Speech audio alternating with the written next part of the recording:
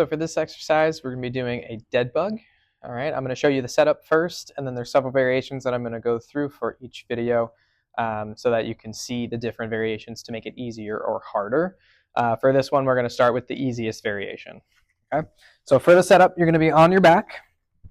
A firm surface is preferred. If you're somebody whose neck tends to be a little bit high, you're definitely going to want to put something under your pillow or something under your head like a pillow. If not, you can have your head just down on the floor. Okay. For this variation, for all of the variations of dead bug, you want to make sure that you're engaging the core properly and not using some of the compensatory musculature. So in order to engage your core, you should already know how to do this, but just to recap, okay, you're going to find that muscle that turns on when you cough. So you're going to cough, and that muscle that sort of pushes out and turns on, braces, that's the one that you want to find. So if you need the cough to help find it, that's fine. But if you can find it without, you're going to turn it on. Now it's going to be nice and firm. What you're going to notice is that that back kind of flattens a little bit, but I don't want you to push it down into the ground, okay? It's just going to flatten by virtue of that muscle turning on, okay? Depending on the variation, you may need more activation or less, okay? But you want to make sure that it's turning on. Then from here, you're going to have your arms pointed up towards the ceiling, okay? For this first variation, your legs will be down, but for some of the variations, your leg will be up, okay? About 90-90 if your legs are up, about 90-90, but then your feet come down for the ones where your feet are down, okay?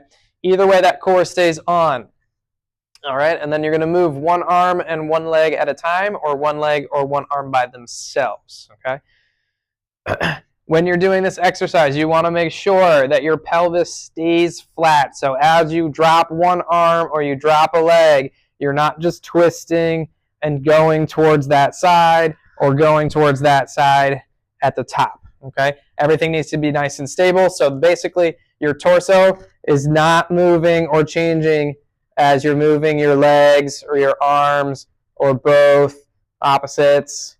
Okay? Third variation here, again, legs are still down, arms are pointed up towards the ceiling, and we're going to combine the two. So you're going to do arm and opposite leg at the same time. So if I'm moving my right arm, I'm going to move my left leg.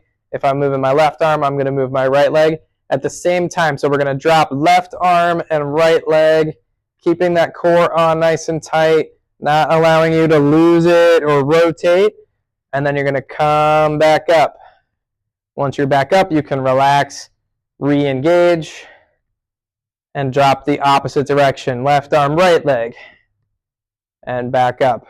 And you're just going to alternate left leg, right arm, right leg, left arm.